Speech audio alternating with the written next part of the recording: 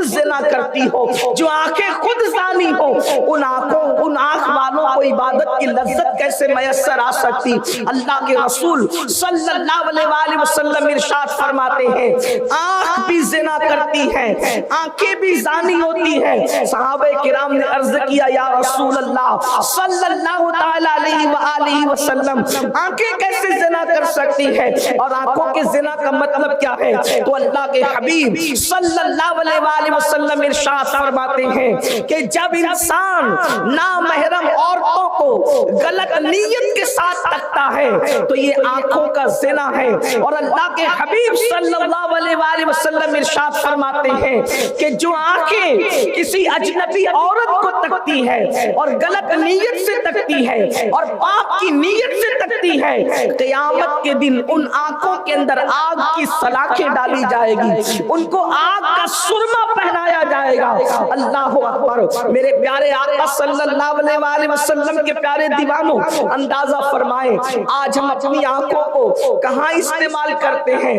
آج زیادہ تر نوجوان جوانی کے غرور میں، جوانی کے نشے میں، جوانی کے گھمنڈ میں اللہ اکبر آنکھوں کو بالکل آوارہ کر چکے ہیں۔ آنکھیں جو دیکھ رہی ہے دیکھ رہی ہے، کبھی پکچر کے پوسٹر، کبھی گندی فلمیں، کبھی عورتوں پر بدنگاہی، حتیٰ کہ محلے والی خواتین کو گھر میں جو اللہ اکبر کبھی سالی کبھی بھابج، اللہ اللہ اسی طریقے سے اجنبی عورتوں کو جو جن کے ساتھ پردہ کرنا فرض ہے، اللہ اکبر ان لوگوں پر بدنگاہی کرنا آج گناہ ہی نہیں سمجھا جاتا۔ میرے پیارے آقا صلی اللہ علیہ وآلہ وسلم کے پیارے دیوانوں، حضرت سیدنا عیسیٰ علیہ نبینا علیہ السلام ارشاد فرماتے ہیں آنکھوں کی حفاظت کرو، اس لیے کہ جو آنکھوں کی حفاظت نہیں کرتا ڈر ہے کہ وہ زنا میں مبتلا ہو جائے۔ اکثر لوگ زنا کے راستے پر آنکھوں ہی کی وجہ سے چل کر کے جاتے ہیں، یعنی پہلے آنکھیں بہکتی ہے، انسان کی پہلے آنکھیں بہکتی ہے، اس کے بعد اس کا دل بہکتا ہے، اور پھر سطر اس دل کے غلط خیال کی ترجمانی کرتا نظر آتا ہے۔ امام اہل سنت سیدی اعلیٰ حضرت امام احمد رضا خان محدث بریلوی رحمت اللہ تعالی علیہ کے بچپن کا واقعہ ہے۔ 4 یا 5 سال کی عمر رہی ہوگی، لمبا سا کرتا پہنا تھا اور فاحشہ عورتیں محلے سے گزر رہی تھی، آپ نے کرتا اٹھا کر کے چہرے پہ ڈال لیا۔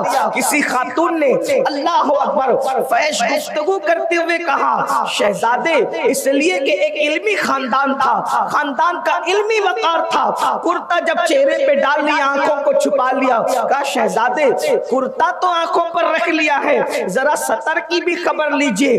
4-5 سال کے امام اہل سنت نے ارشاد فرمایا پہلے آنکھیں بہکتی ہے، تب دل بہکتا ہے، پھر سطر بہکتا ہے۔ ہم نے پہلے زینے پر ہی جو ہے پہرا بٹھا دیا ہے، نہ آنکھیں بہکے گی، نہ دل بہکے گا، نہ سطر بہکے گا۔ اس طرح سے جو انسان اپنی آنکھوں پہ کنٹرول کر لیتا ہے اللہ اکبر وہ بدی اور بدکاری سے محفوظ ہو جاتا ہے۔ میرے پیارے آقا صلی اللہ علیہ وآلہ وسلم کے پیارے دیوانوں، کبھی کبھی بدنگاہی انسان کو کفر تک لے جاتی ہے۔ اللہ اکبر آج میری قوم کے جوان گناہوں سے نکل کر فسق و فجور کی طرف، فسق و فجور سے اور آگے بڑھ کر اب معاذ اللہ کفر شرک کی طرف بھی بڑھتے جا رہے ہیں۔ اللہ اکبر یہ ناجائز دوستیاں، یہ لڑکیوں کے ساتھ رنگریلیاں، یہ گناہوں کا ماحول، یہ زیادہ تر آنکھوں کے غلط استعمال کی وجہ سے ہے۔ یاد رکھنا اور اچھی طرح یاد رکھنا، فحش باتیں دیکھنے والوں، فحش باتیں کرنے والوں، اللہ کے حبیب صلی اللہ علیہ وآلہ وسلم ارشاد فرماتے ہیں جو اپنی زبان سے فحش بات کرے گا، اگر اس فحش بات کو میں موجودہ دور میں کسی کے جملے کی ترجمانی کروں تو یہ کہہ سکتا ہوں جسے آپ اپنی زبان میں اورل سیکس کہتے ہیں، اس کو فحش بات کہا گیا۔ فحش بات جو اپنی زبان سے کرے گا، جسے آپ لوگ اپنی زبان میں اورل سیکس کہتے ہیں، اللہ کے رسول علیہ السلام فرماتے ہیں قیامت کے دن وہ کتے کی شکل میں لایا جائے گا، کتے کتے کی شکل میں. اندازہ کریں فون پر گندی گفتگو، فحش گفتگو کرنے والوں، آنکھوں سے فحش دیکھنے والوں، اور دوسرے مقام پر یہاں تک فرمایا کہ فحش گفتگو کرنے والے کو کتے کے پیٹ میں لایا جائے، اسے کتے کے پیٹ میں لایا جائے گا. سوچو آج اس کو گناہ نہیں سمجھا جاتا، آج اس کو برائی نہیں سمجھا جاتا، نہ فحش گفتگو کرنے کو، نہ فحش دیکھنے کو. فحاشی عام ہو رہی ہے، بدکاری عام ہو رہی ہے، اس سے ایمان کو بھی زوال آ سکتا ہے. آئیے میں آپ کے سامنے ایک بہت بڑے محدث کی گفتگو پیش کروں. اگر آنکھوں کو کنٹرول نہ کیا گیا تو کبھی کبھی یہ آنکھوں کا مس یوز انسان کو کفر تک لے جاتا ہے، کافر اور مرتد تک بنا دیتا ہے، ایمان چھین لیتا ہے. اس لیے اللہ کے رسول صلی اللہ علیہ وآلہ وسلم نے اتنی عظیم ترین ہستی، باب مدینۃ العلم، سید السادات مولائے کائنات سیدنا علی کرم اللہ تعالی وجہ الکریم سے مخاطب ہو کر کے ارشاد فرمایا، علی اگر کسی عورت پر نظر پڑ جائے، پہلی نظر تو معاف ہے لیکن پھر اس پر نظر جمائی نہ جائے، بلکہ فوری طور پر اپنی نظر کو وہاں سے پھیر لیا جائے.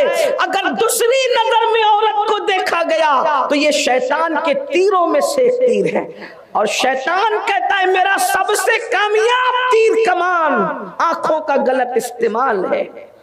جب میں یہ استعمال کرتا ہوں تو یہ میرا تیر کبھی خطا نہیں جاتا. بڑے بڑوں کا ایمان لوٹا آنکھوں کے غلط استعمال کروا کر. حضرت عیسیٰ علیہ السلام نے تو اتنی احتیاط بتائی. بعض لوگ ان خیالات کو دقیانوسی خیالات کہنے لگتے ہیں معاذ اللہ، اور وہ بڑے روشن خیال بنے ہوئے. یاد رکھنا اللہ والوں کا خیال کبھی دقیانوسی نہیں ہو سکتا. جس روشن خیال کی طرف تم جا رہے ہو نام نہاد روشن خیال، وہ دقیانوسیت ہے، یہ نہیں. اسلام دقیانوسیت کیسے ہو سکتا ہے؟ سیدنا عیسیٰ علیہ السلام ارشاد فرماتے ہیں کہ عورت کو دیکھنے سے بھی بچو جو اجنبی اور نامحرم ہے. عورت تو عورت ہے، عورتیں جو کپڑے پہنتی ہے اگر وہ کپڑے بھی کہیں رکھے ہو تو اس کو بھی دیکھنے سے بچو کہ اس سے بھی دل میں شہوت اور زنا کے جذبات پیدا ہوتے. اتنے تقوی کی بات کی حضرت عیسیٰ علیہ السلام نے کہ اگر عورت کے کپڑے کہیں رکھے ہو تو اس کو بھی دیکھنے سے بچو. اور یہاں تک کہ پھر تقوی کی بات فرماتے کہ یہ بھی تقوی ہے کہ اگر عورت کہیں سے بیٹھ کر کے اٹھ جائے اور وہ جگہ ابھی اس کے بیٹھنے سے گرم ہو تو وہاں بھی نہ بیٹھا کرو، کیونکہ وہاں بیٹھنے سے بھی دل میں زنا کے جذبات پیدا ہو سکتے. یہ پاکیزگی کا تصور ہے اسلام میں.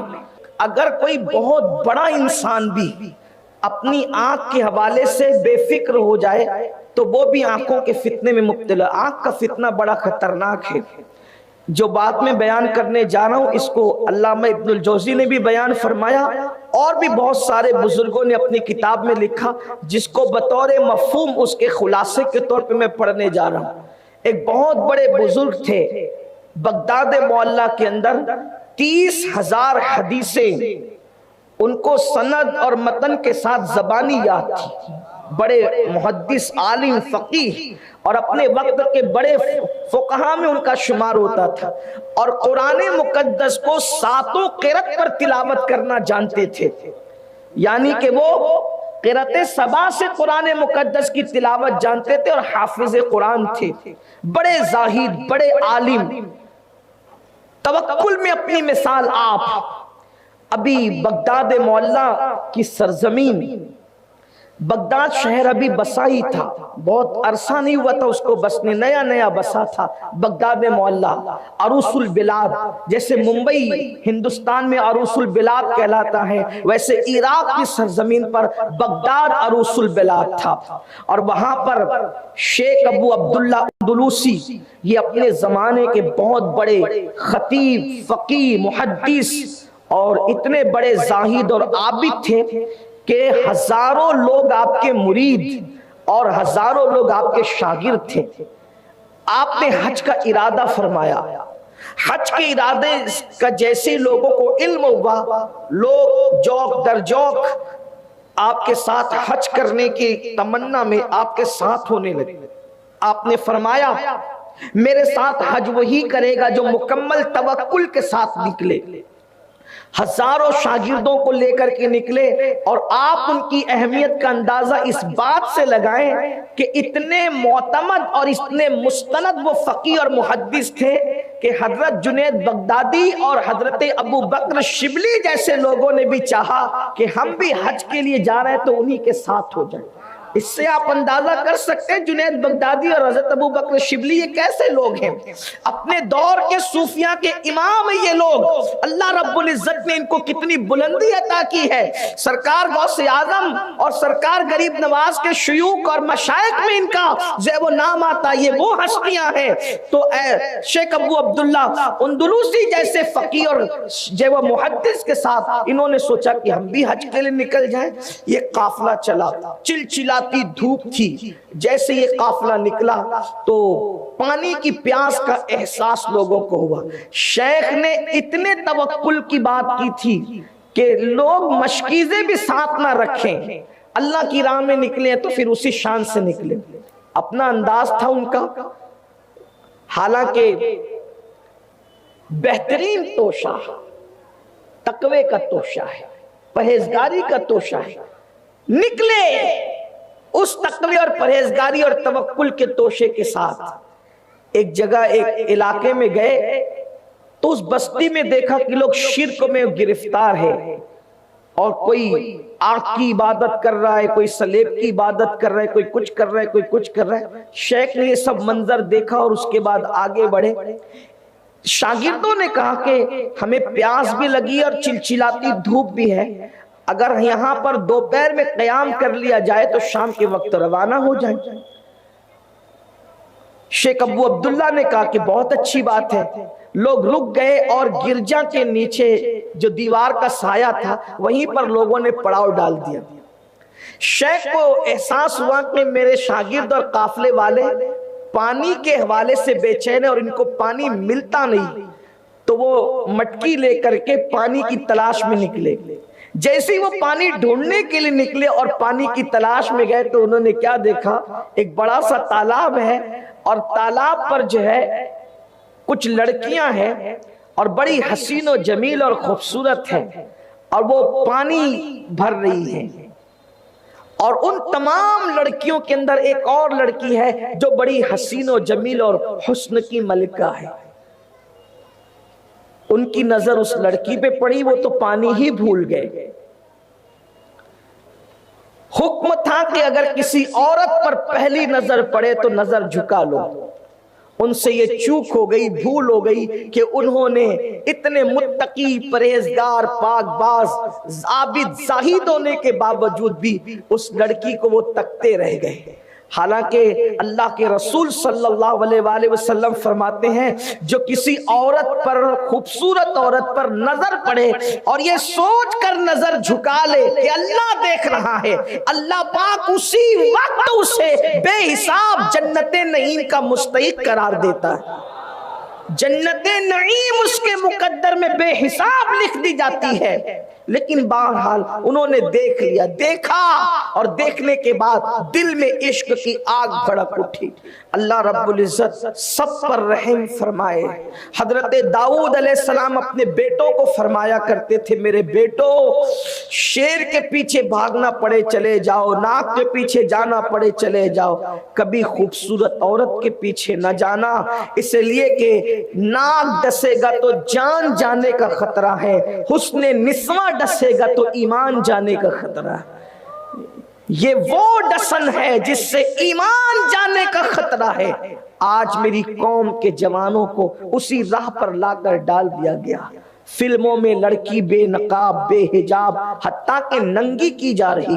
سب سے زیادہ فلم وہ دیکھی جاتی ہے جس کے اندر ننگا پن زیادہ ہوتا ہے، عریانیت زیادہ ہوتی ہے، سب سے زیادہ وہ تصویریں دیکھی جاتی ہے۔ اللہ اکبر۔ شیخ عبداللہ موصلی تو یہاں تک فرماتے ہیں جو عورتوں کو دیکھنے کا عادی ہوگا پاپ کی نظر سے، اسے تیار رہنا چاہیے کہ مرتے وقت اس کی زبان پہ کلمہ جاری نہیں ہوگا۔ اس کی زبان پہ موت کے وقت کلمہ طیبہ جاری نہیں ہوگا۔ اندازہ کریں جو عورتوں کی صورت اور چہرے دیکھیں مرتے وقت اس کی زبان پہ کلمہ جاری نہیں ہوگا۔ جو زنا ہوتے ہوئے دیکھ رہا ہے فلموں کے اندر، اس کا موت کے وقت حال کیا ہوگا، اس کی کیفیت کیا ہوگی۔ میری قوم کے جوانوں، یہ جوانی ہمیشہ نہیں رہے گی۔ میری قوم کے جوانوں، یہ زندگی کی رنگ ریلیاں ہمیشہ نہیں رہے گی۔ میری قوم کے جوانوں، یہ عیش و عشرت کدے ہمیشہ نہیں رہیں گے، یہ تام جھام ہمیشہ نہیں رہے گی۔ یہ دنیا ہے، دنیا، اس دنیا کے اندر کوئی ہمیشہ رہنے نہیں آیا۔ یہ دنیا چند دن کی ہے، چند لمحے کی ہے۔ اللہ اکبر۔ میرے آقا صلی اللہ علیہ وآلہ وسلم کے دیوانوں، دنیا کے فریب میں نہ آؤ، دنیا کے دھوکے میں نہ آؤ۔ دنیا تمہیں اغوا کرنا چاہتی ہے، دنیا فکر کو اغوا کرنا چاہتی ہے۔ تم محمد الرسول اللہ کے غلام ہو، اپنی آنکھوں کی حفاظت کرو، اپنی آنکھوں کو تحفظ فراہم کرو۔ اللہ اکبر۔ آنکھوں کا غلط استعمال انسان کو کیسے کیسے بڑے انسانوں کو کہاں تک لے جا رہا ہے۔ اللہ اکبر، اللہ اکبر۔ شیخ ابو عبداللہ اس لڑکی کو دیکھ کر چند لڑکیوں سے سوال کرتے ہیں، یہ لڑکی جو اتنی خوبصورت ہے یہ کس کی لڑکی ہے؟ تو کہا کہ یہ شہر کے سب سے امیر ترین انسان اور مذہب عیسائیت کا جو بہت بڑا رہنما ہے اس راہب کی بیٹی ہے۔ تو کہا اتنی خوبصورت ہے، حسین ہے، جمیل ہے، اس کے باوجود اس کے باپ نے اس کو ذلیل کیسے کیا کہ اس کو پانی بھرنے بھیج دیا؟ کہا اس کے باپ نے ذلیل نہیں کیا، اس کے باپ بڑا ہوشیار ہے، اس کی تربیت کے لیے بھیجا ہے تاکہ وہ کام دھام سیکھے کہ اپنے سسرال میں جا کر کے وہ رسوا نہ ہو، ذلیل نہ ہو۔ ذلیل نہیں کیا بلکہ اس کی تربیت کا یہ ایک اصول ہے کہ اس نے اس کو کام پر لگا رکھا ہے۔ جب آنکھیں چار ہوئی اور لڑکی کو تکتے رہ گئے تو وہیں سر پکڑ کے بیٹھ گئے، نہ کھاتے ہیں، نہ پیتے ہیں، نہ سوتے ہیں، مگر ان 3 دنوں میں بھی جب نماز کا وقت آتا تھا تو نماز پڑھ لیتے تھے اور اس کے بعد پھر ویسے سر پکڑ کر بیٹھتے تھے۔ حضرت سیدی شیخ ابو بکر شبلی فرماتے ہیں، یہ ہمارے سلسلہ قادریہ کے مرشدوں میں سے ہے جن کے بارے میں ہم شجرے میں یوں پڑھتے ہیں، بہر شبلی شیر حق دنیا کے کتوں سے بچا، ایک کارک عبد واحد بے ریا کے واسطے۔ اللہ اکبر۔ ان کے پیر و مرشد سید الطائفہ جنید بغدادی نے آپ سے فرمایا، بہت دیر ہو گئی بیٹا، شیخ کو جائے ہوئے ذرا خبر لاؤ۔ جب وہ تشریف لائے تو دیکھا کہ شیخ تو سر پکڑ کے بیٹھے ہیں، وہ عابد زاہد متقی پرہیزگار جب شیخ کے پاس پہنچے، اتنے متقی کے پاس، شیخ ابو بکر شبلی کہنے لگے شیخ کیا بات ہے؟ شیخ نے بات کہہ دی کہ حضرت کیا کروں کہ میں اپنے دل کے ہاتھوں ناکام ہو گیا ہوں، ایک لڑکی پر نظر پڑی، مجھے چاہیے تھا کہ نظر جھکا لیتا، فتنے سے بچ جاتا، ٹک ٹکی باندھ کر دیکھتا رہا، اب حال یہ ہے کہ مجھے اس سے محبت ہو گئی، اس سے پیار ہو گیا اور اب میں جو ہے اس کے بغیر نہیں رہ سکتا، میں اس سے شادی کروں، نکاح کروں اس سے۔ آپ نے فرمایا ایک عیسائی لڑکی سے تم نکاح کرو گے؟ ایک عیسائی لڑکی سے تم نکاح کرو گے، اس سے شادی کرو گے؟ تو کہا میں کیا کروں، مجھے کچھ سمجھ میں نہیں آ رہا ہے۔ تو پوچھا حضرت شیخ شبلی نے، تمہیں 30,000 حدیثیں زبانی یاد تھی، کتنی حدیثیں یاد رہ گئی ہیں؟ کہا سب بھول گیا ہوں، صرف ایک حدیث یاد ہے، ایک لڑکی کو دیکھنے کا وبال،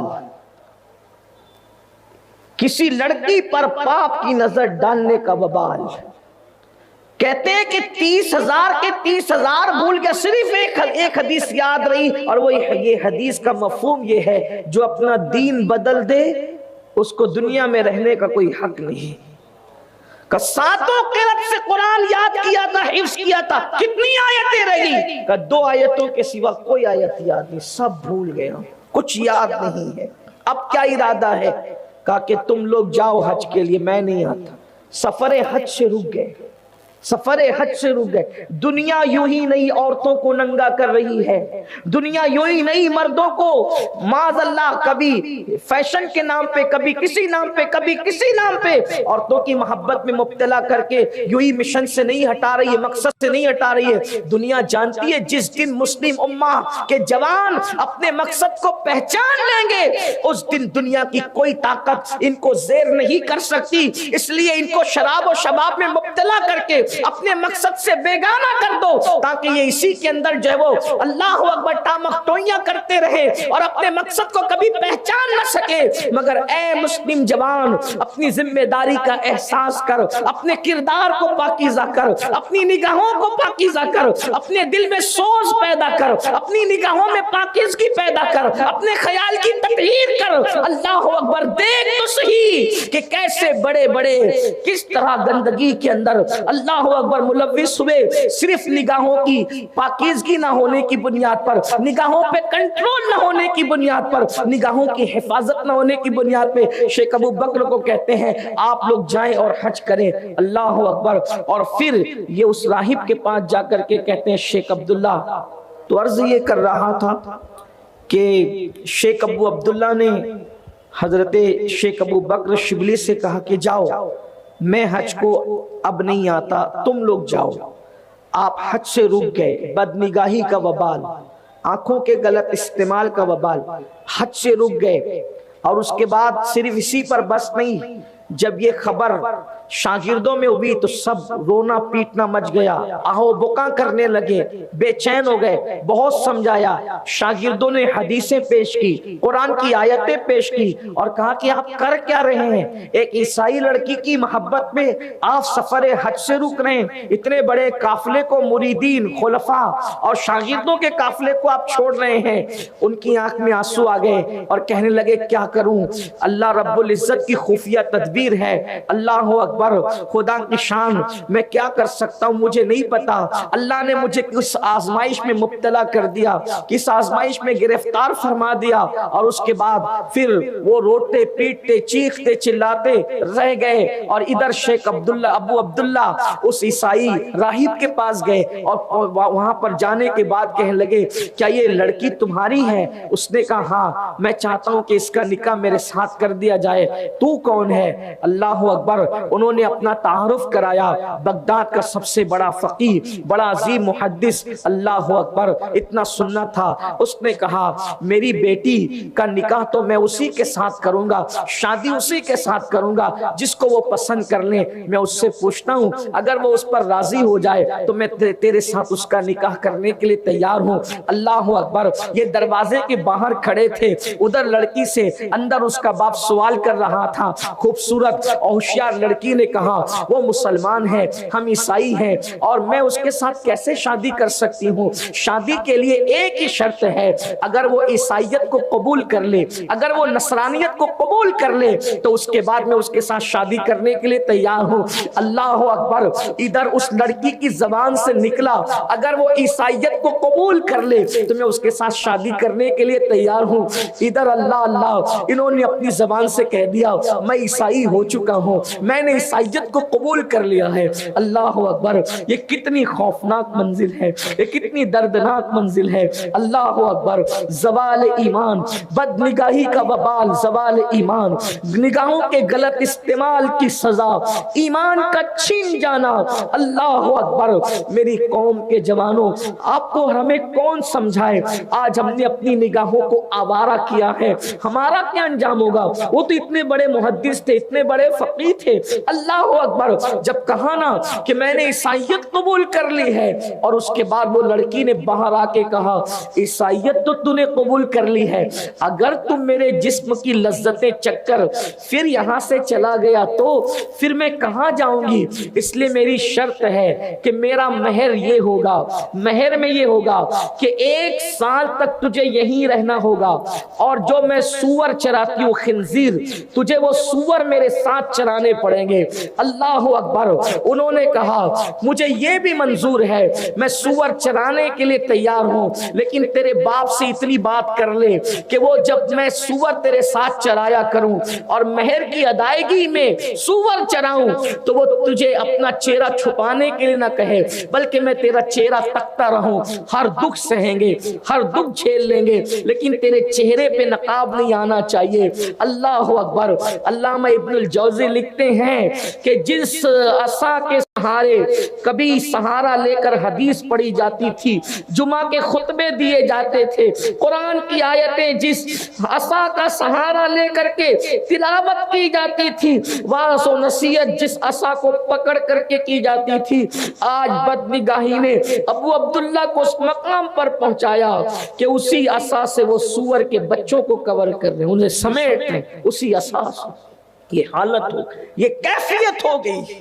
یہ آج بدنگاہی کو معمولی گناہ سمجھنے والے، بلکہ گناہ بھی نہ سمجھنے والے کہاں ہیں؟ ذرا سوچو اور غور کرو میرے پیارے آقا صلی اللہ علیہ وآلہ وسلم کے پیارے دیوانوں، پھر کیا ہوا؟ اللہ اکبر! وہ لوگ حج کو گئے، بہت روئے، بہت گڑ گڑائے، بہت دعائیں کی، بہت آنسو بہائے، اور اس کے بعد جب واپس پلٹے اسی گاؤں سے، اسی شہر سے، تو دیکھا یہ سور چراتے ہیں، خنزیر چراتے ہیں، اس لڑکی کے پیچھے پیچھے پھرتے ہیں۔ یہ منظر دیکھا، کہاں وہ حدیث کی مسند، کہاں وہ شیخ القرآن کا خطاب، کہاں وہ محدث کا لقب، کہاں وہ فقیہ کا لقب، اور کہاں پر یہ منزل۔ اللہ اکبر! ان حالات کے اندر انہوں نے یہ منظر دیکھا، بہت روئے، بہت سمجھایا، آخرکار روتے رلاتے وہ واپس ہو گئے۔ ابھی یہ سوچ رہے تھے بغداد جائیں گے تو کیا منہ دکھائیں گے، لوگوں کو کیا بات بتائیں گے، لوگ کتنی باتیں کریں گے۔ بادشاہ کو پتا چلا، بادشاہ نے سارے مدرسے بند کروا دیے، ساری مسندیں اٹھوا دی کہ ایسا کرتے اہل علم، اور اللہ اکبر، اللہ اکبر، ساری رونقیں روٹ گئی، علمی رونقیں بغداد معلیٰ کی سرزمین سے۔ اب مزید جائیں گے تو کیا منہ لے کر جائیں گے، کیا دکھائیں گے؟ کہتے ہیں سب کے دل پر غم تھا، بوجھ تھا، تکلیف تھی۔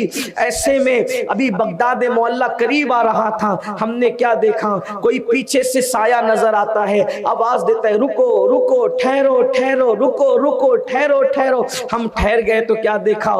وہ نہر میں غسل کر کے باہر آتا ہے، اور آنے کے بعد بلند آواز سے پڑھتا ہے اشہد ان لا الہ الا اللہ واشہد ان محمد عبدہ ورسولہ، اشہد ان لا الہ الا اللہ واشہد ان محمد عبدہ ورسولہ، اشہد ان لا الہ الا اللہ واشہد ان محمد عبدہ ورسولہ۔ اس طرح سے وہ پڑھتے، ہم نے دیکھا تو کوئی اور نہیں تھا، وہ شیخ ابو عبداللہ ہی تھے۔ ہم ان سے لپٹ گئے، انہوں نے کہا کہ میں نے توبہ کر لی، مرتد ہو گیا تھا، نصرانی ہو گیا تھا، یہ سب کچھ ہو گیا تھا، اللہ نے مجھے آزمائش میں مبتلا کر دیا تھا، اب میں اس لڑکی کو چھوڑ کر آ گیا ہوں اور پھر سے میں مسلمان ہو گیا ہوں۔ مگر وہ دور اتنا خوبصورت دور تھا، اتنی بڑی غلطی ہو جانے کے بعد بھی اگر کوئی توبہ کر لے تو وہ لوگ اس کو ایکسپٹ کر لیتے تھے، اسے قبول کر لیتے تھے۔ آج ہمارے یہاں تو اگر کوئی چوری سے توبہ کر لے تو پھر بھی اس کو چوری کا طعنہ دیا جاتا ہے، اگر کوئی زنا سے توبہ کر لے تو بھی اس کو زنا کا طعنہ دیا جاتا ہے۔ اللہ اکبر! اگر کوئی سود کے دھندے سے توبہ کر لے تو بھی اس کو جو وہ پھر پچھلے گناہ کا طعنہ دیا جاتا ہے۔ اگر کوئی داڑھی منڈانے سے توبہ کر لے، بے نمازی پن سے توبہ کر لے، جس جرم سے توبہ کر لے، پھر بھی طعنہ دیا جاتا ہے۔ سن لو، توبہ کرنے والے کو کبھی آر نہ دلانا، طعنہ نہ دینا۔ اللہ کے رسول صلی اللہ علیہ وآلہ وسلم فرماتے ہیں جو کسی سچی توبہ کرنے والے کو اس کے گناہ پہ آر دلاتا ہے، اللہ اکبر، اس وقت تک آر دلانے والے کو موت نہیں آئے گی جب تک وہ اسی گناہ میں مبتلا ہو کر کے ذلیل نہ ہو جائے۔ چونکہ وہ لوگ علم والے تھے، تقوی والے تھے۔ شیخ ابو عبداللہ کی اس غلطی پر ان کو سینے سے لگایا توبہ کے بعد، اور پھر اسی شان کے ساتھ چلے، مسندیں سجنے لگی، مدرسے کھول دیے گئے، سارے معاملات بھلا دیے گئے۔ آخرکار ایک شاگرد نے پوچھا حضرت آپ ایک لڑکی کے حسن میں آخر مرتد ہو گئے، وجہ کیا تھی؟ آپ نے کہا نا میرے ایک گناہ کی وجہ سے، یہ تو بدنگاہی کا گناہ تھا، یہ تو بہت بڑا گناہ تھا، یہ تو، لیکن اس بدنگاہی میں وہ مبتلا کیسے ہوئے؟ اس بدنگاہی میں وہ مبتلا کیسے ہوئے؟ کیوں مبتلا ہوئے؟ وہ کہتے تھے کہ بس ایک گناہ تھا میری زندگی کا جس نے مجھے بدنگاہی میں مبتلا کیا، بدنگاہی نے مجھے جو وہ ارتداد کی طرف لے گیا۔ تو لوگ پوچھتے تھے وہ کون سا گناہ تھا جو آپ کو بدنگاہی تک لے گیا، سفر حج سے روک گیا، ارتداد تک لے گیا، آپ ارتداد تک پہنچے؟ اس وقت انہوں نے کسی کو نہیں بتایا۔ دن گزرتے گئے، ایک دن ایسا ہوا مسند سجی ہوئی تھی، درس ہو رہا تھا حدیث کا، ایک برقع پوش خاتون آئی اور اس نے پوچھا کیا شیخ ابو عبداللہ یہاں موجود ہے؟ लोगों ने कहा हाँ मौजूद है, मगर तुम कौन हो? कहा उनसे कहो कि मैं इस्लाम कबूल करना चाहती हूँ, मिलना चाहती हूँ। इस्लाम कबूल करने की बात आई तो दरवाजा खोल दिया गया, बुर्का पोश आके बैठ गई। उसने इस्लाम कबूल किया, कलेमा पढ़ा और उसके बाद कहा अब्बू अब्दुल्ला मुझे पहचाना? कहा कौन हो तुम? उसने सारी दास्तान बताई, ये वही लड़की थी जो आई। अब क्यों आई हो?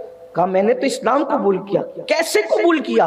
कहा कि आप जब मुझे छोड़कर चले गए तो मैंने ख्वाब में देखा सैयदुस सादात मौलाए कायनात सैयदना अली की ज़ियारत की और वो मुझसे कहते हैं ए लड़की दीन इस्लाम ही हक है, दीन इस्लाम ही हक है, दीन इस्लाम ही हक है। 3 बार उन्होंने कहा और कहा जा उसके हाथ पर जाकर इस्लाम कबूल कर ले। तो मैं आपके हाथ पर इस्लाम कबूल करने के लिए आई हूँ या रसूल, मैं आपके हाथ पर इस्लाम कबूल करने के लिए आई हूँ, मुसलमान हो गई हूँ। और मुझे ये भी कहा कि तेरी वजह से वो इतने बड़े फितने में मुब्तला हुआ, अब तू इस्लाम कबूल कर और जा करके उससे निकाह कर ले ताकि तेरा हुस्न भी उसको नसीब हो जाए। उसने जो किया था वो तो पूरा हो गया, उसके साथ अल्लाह अकबर खुफिया तदबीर कर ली गई, मगर तौबा के बाद अब उसको इनाम ये मिले कि तू जा करके उससे निकाह कर ले मुसलमान होकर। वो मुसलमान हो गई, निकाह हो गया। एक शागिर्द ने कहा हजरत सिर्फ इबरत के लिए बता दें, हम किसी का मजाक उड़ाने के लिए नहीं, खोज और तजस्सुस के लिए नहीं, सिर्फ इबरत के लिए पूछना चाहते हैं आखिर कौन सा वो गुनाह था जो आपको बदनिगाही तक ले गया और बदनिगाही आपको कुफ्र और इर्तिदाद तक ले गई?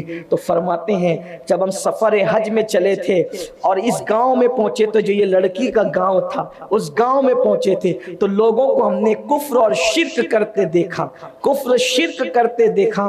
तो उस वक्त तो मेरे दिल में ख्याल आया कि मैं कितना बड़ा मुत्तकी हूँ, कितना बड़ा पारसा हूँ, कितना बड़ा इल्म वाला हूँ और ये सब बेवकूफ अहमक लोग शिर्क में मुब्तला हैं। मैं अपने तकवे पे घमंड कर रहा था और उन लोगों को गलत कामों से रोक नहीं रहा था। और फिर अल्लाह अकबर, एक ईसाई आया और आकर के मुझसे लिपटा और लिपट करके कहा कि मुझे भी मुसलमान बनाओ। तो मैंने कहा चल हट काफिर यहाँ से, और मैंने उसको धक्का दे करके भगा दिया और कहा मैं अल्लाह के नजदीक इतना मुकर्रब हूं, तुम मुझसे लिपटता है? तो उसने जाते जाते कहा अबू अब्दुल्ला ये तो अल्लाह ही को पता है कौन अल्लाह के नजदीक मुकर्रब है और कौन अल्लाह के नजदीक मरदूद है। और कहते हैं कि वो गया फिर मुझे न मिला, लेकिन बाद में मुझे पता चला अल्लाह ने उसको ईमान की दौलत अता की, वो मुसलमान हो गया और रात तो दिन इबादत करने लगा। और अल्लाह रब्बुल इज्जत ने सिर्फ अपनी इबादत और अपने इल्म और अपने तकवा के घमंड की वजह से मुझे ये सजा दी कि मुझे बदनिगाही के वबाल में मुब्तला फरमाया और उस बदनिगाही ने मुझे जो है वो इर्तिदाद तक के पहुंचाया। ये मेरी दास्तान है। अल्लाह अकबर, कितनी इबरत की बात है। अगर कोई वाकई मुत्तकी होकर तकवे पे घमंड करे, अगर कोई वाकई इल्म वाला होकर इल्म पे घमंड करे तो उसका ये अंजाम होता है। हमारे पास तो तकवा भी नहीं है, उसके बावजूद भी हम अपने आप पे घमंड करते हैं। अंदाजा फरमाए तो ये बदनिगाही का वबाल